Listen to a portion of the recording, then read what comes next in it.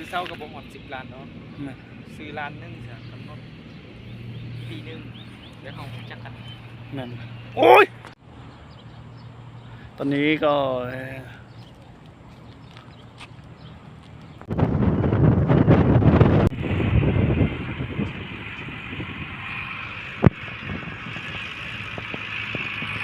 เมื่อยเลยครับ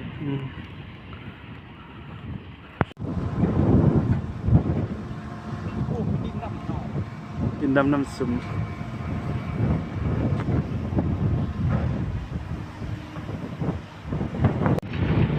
โอ้คนเราเริ่มขุดเนาะรุ่นน้อยแล้วพวกน้อยนี่มันอะนองอยู่นี่ตะกี้มันอะนี่ตัวนองตะกี้ก็เป็นนองได้สักคนเนี่ยนองเนาะน้ำจะฟื้นโอ้มันระดับมันเพียงกับห้วยตัวนั้นแหละเด้มันเพียงกับห้วยตัวนั้นแหละก็กำลังมาคนดินมาน่ะก็คนตัด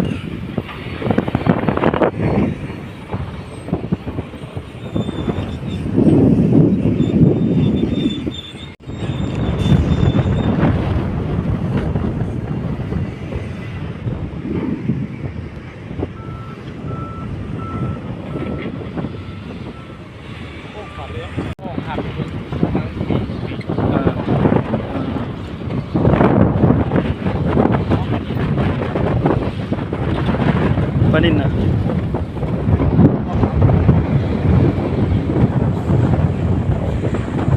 ลมบอย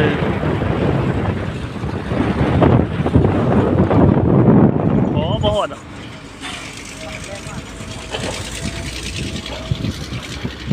ผ่านลมฝนปิ้วลม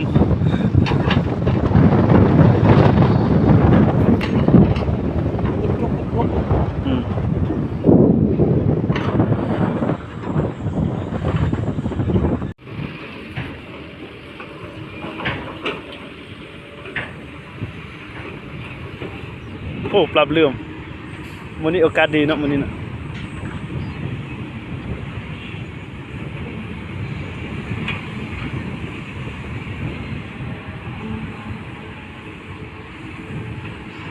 ถ้าในนี้แล้วมาเบิ่งตอนเขาสำเร็จคักเนาะ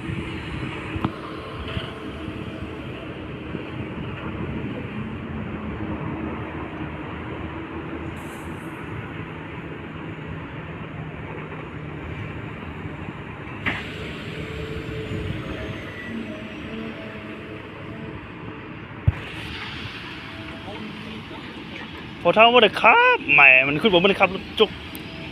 อ๋อครับจุกกินเบาเลยค่ะมันก็มาเบิ่งซื่อเราบ่มีมารยาท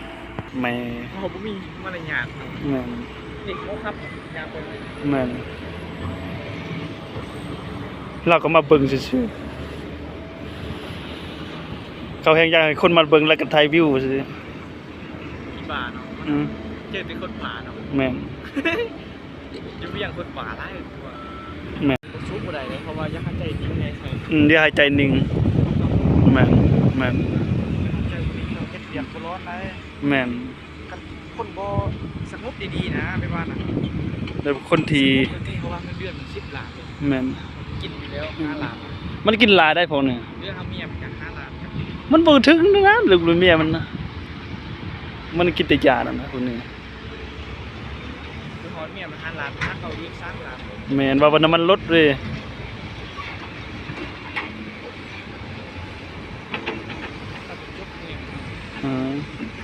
รถดำกันเขาไล่เลี้ยวเลย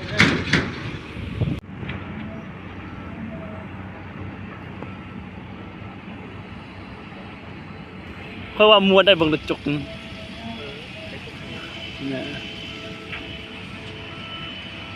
จริงว่าเขายังกับคนลาวเดียวกันก็บอกไปคุ้งเขาหลายกันแล้วเนาะมีไปใหญ่เขาดังสักเข้าตะกี้การรถเจ้ากับผมตอนเช้าทำงานนะ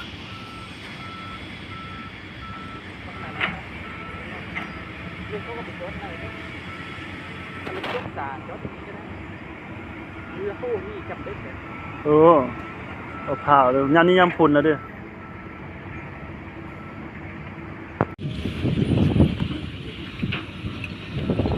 อยเฮ็ดอกหักกันอยู่นี่แหละ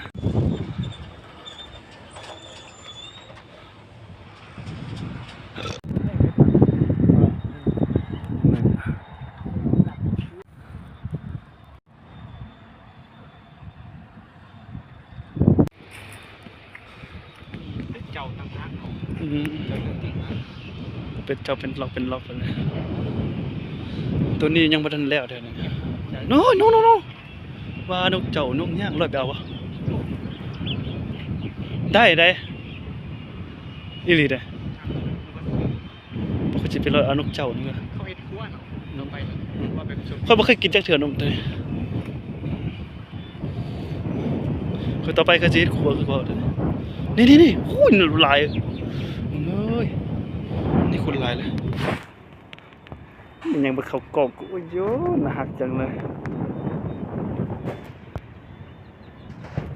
มีอยู่ที่เวียงจันทน์บ่แม่นนาบ่แก้วเลยดิ มันมีแต่จุดนี้ลงได้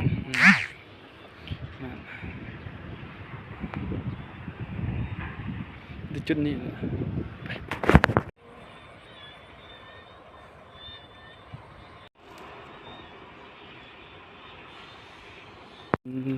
ต เดี๋ ก ยวอยู่ห้องนึงนี่แหละ อืม